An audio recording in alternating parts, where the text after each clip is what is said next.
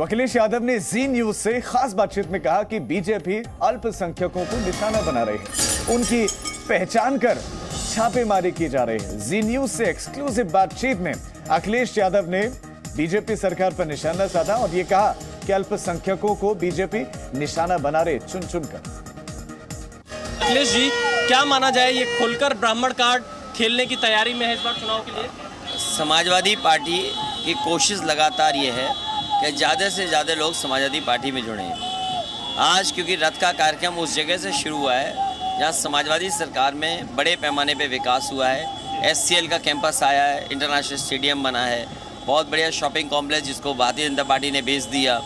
वहाँ पे संस्कृति स्कूल है दिल्ली में जहाँ एडमिशन नहीं मिल पाता है, ATI बना है, कैंसर इंस्टीट्यूट बना है। वहाँ से लेकर के आज भगवान परशुराम जी के मंदिर में भगवान परशुराम जी की पूजा करने का मौका मिला और उनसे आशीर्वाद लेने का मौका मिला है। मुझे उम्मीद है कि जिस तरीके से समाजवादी पार्टी के साथ बड़ी संख्या में हर वर्ग के लोग जुड़ रहे हैं, इससे आने वाले समय में ऐतिहासिक जीत होने वाली है समाजवादी पार्टी। कई नारे हमने देखे, ब्राह्मण शंख बजाएगा, अखिलेश सरकार बनाएंगे, ब्राह्मण का संकल्प अखिलेश विकल्प। क्या ये पूरी तरह से आप लोग को उम्मीद है कि ब्राह्मण वोट बैंक आपके साथ आएगा इस चुनाव में? देखिए, जहाँ तक ब्राह्मण समाज का सवाल है, बड़ी संख्या में समाजवादी पार्टी से पहले भी विधायक, मंत्री और स्पीकर तक रहे, इधर बड़ी संख्या में लोग जुड़े हैं और अगर वो नारे लगे हैं तो उन्हीं के बीच से नारा निकला है और नारा तभी लगता है जब वो लोग समर्थन करें।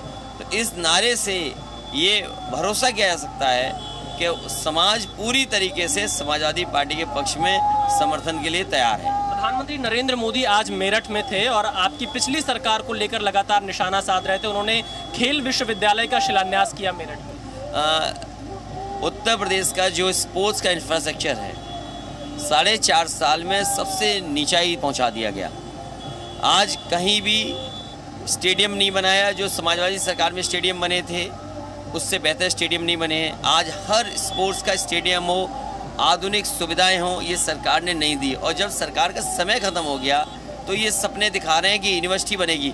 मैं इससे जानना चाहता हूँ कि लखनऊ का साई स्पोर्ट्स के बना हुआ है, इसमें कितनी मदद की है।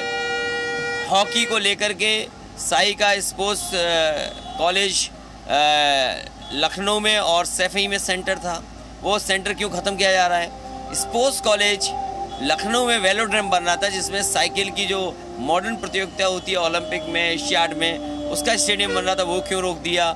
जो ध्यानचंद जिनके नाम पर यूनिवर्सिटी बनी है, ध्यानचंद जी के नाम पर, मेजर ध्यानचंद जी के नाम पर एस्ट्रोटर्फ झांसी में समाजवादी सरकार ने बनाया। मैं ये जानना चाहता हूँ झांसी जहाँ से वो आते थे वहाँ पर कितना इस सरकार ने काम किया है। और वहीं स्पोर्ट्स से जुड़े हुए लोगों को यश भारती से सम्मानित किया जाता था।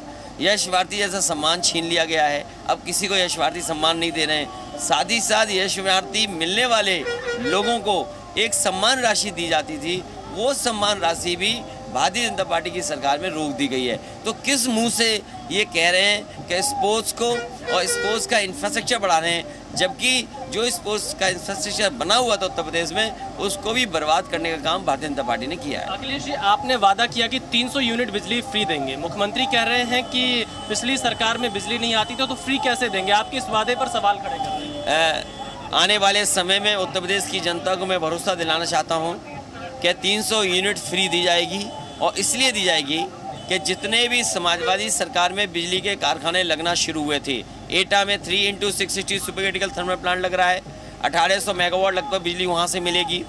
आपके ललितपुर में 1800 मेगावाट का बिजली का प्लांट लग करके तैयार होने जा रहा है। निवेली लिग्नाइट अगर ये तेज़ी से काम करते तो वो भी 2000 मेगावाट के लगभग प्लांट तैयार हो जाता। पनकी में 660 सुपर क्रिटिकल थर्मल प्लांट वो भी बन करके तैयार हो जाएगा। इसी तरह हरदोईगंज में दिया है कि 660 सुपर क्रिटिकल थर्मल प्लांट सरकार का है, वो बन करके तैयार हो जाएगा।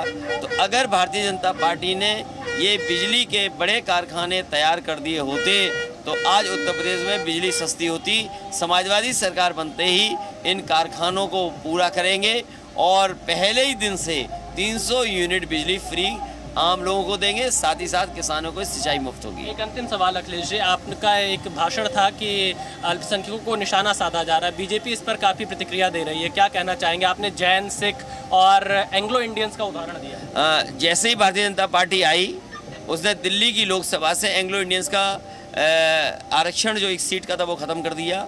उत्तर प्रदेश में एक सदन में सदस्य बनता था, वो क्यों ख़त्म हो गया? जब सिख समाज से सबसे ज़्यादा सिख समाजों के लोगों को ऊपर अन्याय हुआ पंजाब में, जहाँ पर बड़े पैमाने पे किसानों की जान गई, जिम्मेदार कौन है? जैन समाज से आने वाले लोग, पहले एक जैन समाज के पीयूष जैन को यहाँ छापा मारा। मैं ये जानना चाहता हूँ, भारतीय जनता पार्टी इस सवाल का जवाब दे कि आखिरकार किसने प्रचार किया था कि पीयूष जैन वो है जिन्होंने समाजवादी इत्र बनाया था? जब उनकी आंखें खुली, जब सच्चाई पता लगी, तो जानबूझ करके उन्होंने दूसरे समाजवादी पार्टी के एमएलसी और पम्मी जैन, पुष्पराज जैन, उन पर छापा मारा है। वहीं 100 साल पुरानी संस्थाओं, जो फर्म है, जो इत्र बना रही थी, जो लोगों को नौकरी देते हैं, रोजगार मिल रहा है, उन पर छापे क्यों मारे जा रहे हैं? इसलिए मैंने कहा कि चिन्हित कर करके, जानबूझ करके अल्पसंख्यकों को इस सरकार में छापे पड़े हैं और सुरक्षित किया है, उनके ऊपर अन्याय हुआ है। धन्यवाद। तो ये अखिलेश यादव जी न्यूज़ से बातचीत में कहा कि ब्राह्मण समाज का साथ समाजवादी पार्टी को मिल रहा है और बीजेपी जिस तरह की राजनीति कर रही है उसको लेकर भी समाजवादी पार्टी अध्यक्ष अखिलेश यादव ने निशाना साधा। कैमरामैन धीरेन्द्र के साथ Vishal Pandey, Zee media, Lucknow. Presenting B News app available on Google Play and App Store. Download it now.